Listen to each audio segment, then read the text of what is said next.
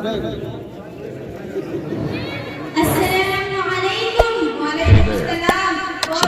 to my channel and also press this bell icon. मेरे मेहमान मुंबई से आई हैं और दिन के बारे में बहुत अच्छी मालूमात करती हैं। अरे बातों बातों में मैं तो खैरियत ही पूछना भूल गई। खैरियत से हैं? कहाँ की खैरियत? जी रही हूँ जैसे तैसे वक्त पूरा करके दुनिया से जाना है। अरे आपा जान, अल्लाह ने आपको क्या कम किया है? शादो आबाद घर दिया है, बेटे को भी अच्छी नौकरी मिली है और घर में चार जैसे खिदमत गुजार बहू है। अब और क्या चाहिए? खुश रहो, मेरा मत हो। कैसा बेटा और कैसी बहू, इनको तो बूढ़े लोगों की जरूरत का एहसास ही नहीं है कि किस हाल में है, तबीयत कैसी है, क्या खा रहे हैं, किसी को फिक्र नहीं। बस हम तो अपने लिए बहुत समझते हैं और सोचते हैं कैसे करके घर छुटकारा मिल जाए।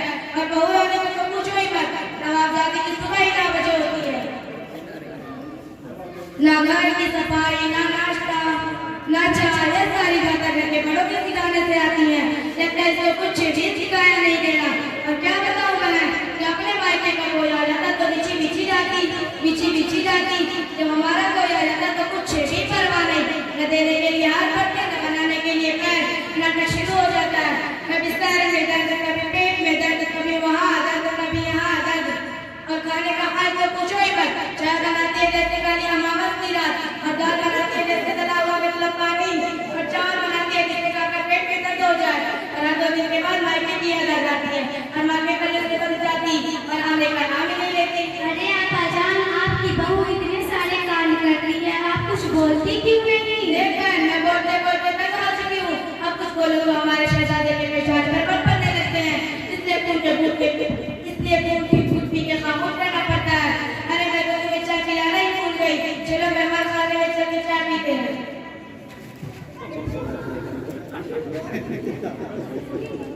ये दिन साथ और साथ की पड़ोसन सहेली जो दिल खोल कर अपने बहू की गिबत कर रही थी। अल्लाह माफ फरमाए कितनी बुरी हालत है आजकल, औरतों की हरदम गिबत करती रहती हैं। चलिए अब देखते हैं बहू अपने सास की कैसे तारीफें करती हैं। भैया खामोशी से मत सुने, हिम्मत अफजाई करे, हौसला अफजाई करे। वालेकुम अस्सलाम। कैसी हो बहन? क्या बताऊं, ठीक हूँ, ठीक भी नहीं हूँ। अरे कैसे करके आपकी बात कर रही हो? जब तक सास का साया सर पर मुसल्लत है तब तक सुख चैन कहाँ? तुम कितनी खुशकिस्मत हो, तुम्हारे सर पर सास का साया है। कैसी खुशकिस्मती की रंग लगा रखी हो? मैं भला कैसे सुख से रह सकती जिसकी मेरे जैसे सास हो? एक बात पूछूं? हाँ पूछो। औरत की तारीफ में सबसे खुशकिस्मत औरत कौन सी है तुम्हें मालूम? नहीं। वह सारे इंसानों की माँ हज़रत हव्वा अलैहिस्सलाम है। वो क्यों? क्योंकि उनकी कोई सास और ननद नहीं थी। तुम अपने सास से इतनी परेशान क्यों हो? वो सास नहीं, परेशानियों का घर है। जब देखो नाक चलाए सब कुछ मुसल्लत रहती है। मैं खाऊं तो परेशानी, मैं उठूं तो परेशानी, बैठूं तो परेशानी, मैं सोऊं तो परेशानी, मैं कुछ बोलूं तो गुस्ताखी, मैं कुछ ना बोलूं तो मगरूर। अब तुम ही बताओ ऐसे और क्या नाम दे सकती हो? मेरा बस चले तो इसका गला दबा दो। चलो छोड़ो, तुम अपना सुनाओ। मुझे तो जरा सा भी चैन नहीं है। मेरी एक तलाशुदा ननद है, उसने दिन रात मेरा सर पका रखा है। मैं तो नौकरानी बन गई हूँ, उसकी भी खिदमत करूँ, उसके बच्चों की भी, ऊपर से नखरे करके ये अच्छा नहीं, वो अच्छा नहीं, डबल खाना बनाना पड़ता है। अभी मैं नाश्ता बनाने में लगी रहती हूँ, अभी मेरा काम खत्म भी नहीं होता। इतने में ननद और उसके बच्चे सारा बना बनाया खाना खत्म कर चुके होते हैं। अब क्या करोगे? अगर मुझे खाना खाना हो तो फिर बनाना पड़ता है या बचा कुचा मेरे हिस्से में आता है। अच्छा सब छोड़ो, ये कौन है? मैं तो पूछना ही भूल गई। आंटी हैं, मुंबई से आई हैं, दिन के बारे में अच्छी अच्छी मालूमात रखती हैं, पढ़ी लिखी बहन है। अरे आप अभी तक नहीं बैठी? आओ सासू माँ बैठो। अस्सलाम वालेकुम वरहमतुल्लाहि वबरकातुहू। सुबह से घर में एक बात देख रही हूँ, हमारी जुबानों पे दूसरों की शिकायत बहुत ज्यादा है और जुबान के गुनाह को हम कसरत से करते रहते हैं। अल्लाह ताला यह माफ फरमाए। हम औरतों की तो बहुत बुरी और निहायत घटिया आदत हो गई है, जहाँ दो चार जमा हो गई, दूसरों की चुगली, दूसरों की ग़ीबत, दूसरों के तज़किरात हमारी जिंदगी का हिस्सा बन गई है। महज वक्त गुजारने के लिए हम ग़ीबत करना शुरू कर देते हैं, उसके पीछे नुकसान का जरा भी अंदाजा नहीं लगाते। सुबह से रिबा आपा और तुम्हारी बातों पर भी मैं गौर कर रही थी। ये सारी गुफ्तगू ग़ीबत है। ग़ीबत क्यों होगी? हम तो जो कह रहे हैं वो हकीकत ही कह रहे हैं, कुछ गलत तो नहीं कहा ना। अरे मेरी बहनों, सुनो तो सही। ग़ीबत कहते हैं किसी के पीठ पीछे उसकी बुराई बयान करना, और अगर तुम ऐसी बात कह रही हो जो उसमें ना हो तो वह बुहतान है। दोनों सूरतों में गुनाह लाजिम है। ग़ीबत और बुहतान दोनों बहुत बड़े गुनाह हैं।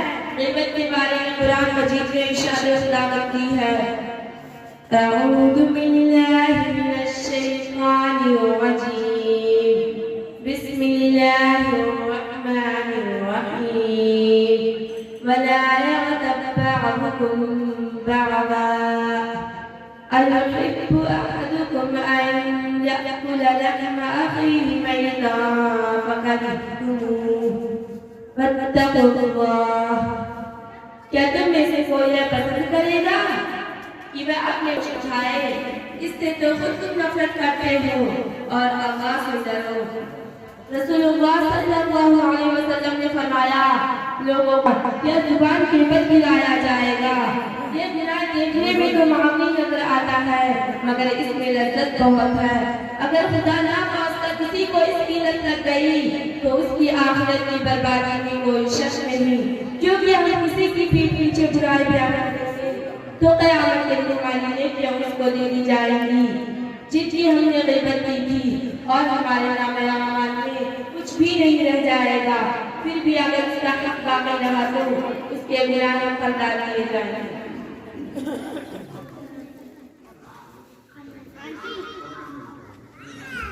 आंटी, अल्लाह आपको जज़ाए खैर दे। हमें भी मालूम नहीं था कि यह भी एक गुनाह है। हम वादा करते हैं आइंदा किसी की पीठ पीछे हम बुराई नहीं करेंगे। सादिया आंटी, जज़ाकल्लाह, आपका बहुत बहुत शुक्रिया। आपने हमारे आंखों पर बधी पट्टी खोल दी। आयशा बेटी, मुझे माफ कर दो। अब मैं आइंदा ऐसे गुनाह नहीं करूंगी इंशाअल्लाह। तमाम सामईन से गुजारिश है, खुसूसन मेरी माँ और बहनों, कि वो ग़ीबत जैसी मुहलिक बीमारी से बचने की कोशिश करें और साथ लोगों के इख्तिलाफात को ख़त्म करके शरीअत मुतहरा के मुताबिक अमन